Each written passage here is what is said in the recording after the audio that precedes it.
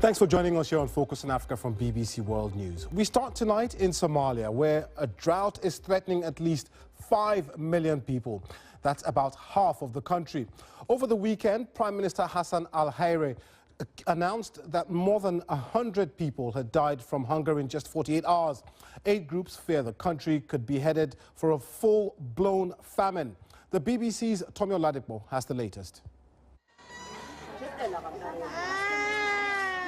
Somalia's drought continues to take its toll on the most vulnerable. More and more children under 5 are suffering from malnutrition. But those at this health center are the lucky ones. Many others in central and southern Somalia do not have access to these facilities. Abdi Kafi is 5 months old, but he weighs only as much as a newborn. The frequent portions of milk he now receives should provide the energy a child his age needs. The drought has led me here. The baby's illness is why I came. I'm his grandmother, not his mother. He is the firstborn of my daughter, and she has died. Some children, too frail to eat, have lost their appetite. The situation has been worsening over the past 6 months. The UN says 5 million people in Somalia are in urgent need of food aid, further compounding the challenges that Somalia's new government faces.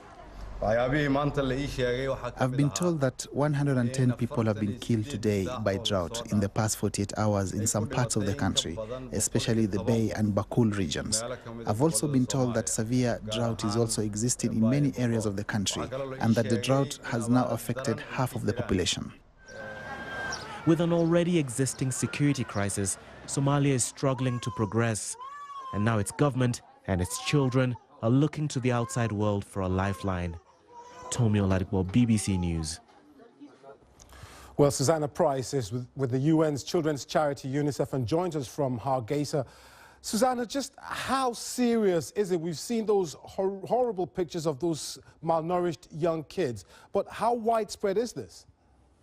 Well, it's across the country. Basically, the drought is now affecting all areas. I've just flown into Hargeisa here in the north, and looking out of the plane, it looked like a desert. Where there were supposed to be rivers, there were just dried up channels. So what you're seeing, as you saw in that report, is large numbers of severely acutely malnourished children. These are children whose lives are threatened by the level of malnutrition.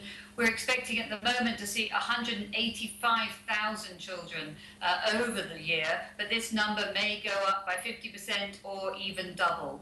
People's animals are dying, they're on the move now, and I think one of the most worrying signs of the effect the drought is having is that we have 8,000 people since the beginning of the year who are suffering from acute watery diarrhea, which has similar symptoms to cholera, is also life-threatening, and is also linked to drinking contaminated water, because of course... Susannah, if I may just jump in here, why is it that we're just beginning to address this situation now when I understand that the alarm bells were being rung between 6 and 8 months ago?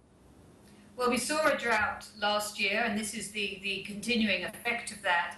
And we have been ringing the alarm bells. UNICEF has been talking about the terrible situation last year, last October. And what we're planning now is a massive scale up. So what we're doing is we're saying we're not in a famine situation at the moment, we're in a pre-famine. If we massively scale up, and we are doing that, we're treating large numbers of malnourished children. We're bringing clean water. We're providing water vouchers. We're providing emergency health services and vaccinations. So we can avoid a famine. We're working together with other UN agencies, with other partners, and we have received generous funding from donors who listen to our call and our appeal that we must never let what happened in 2011, when you saw 250,000 people died, half of those were children. We must not let that happen again.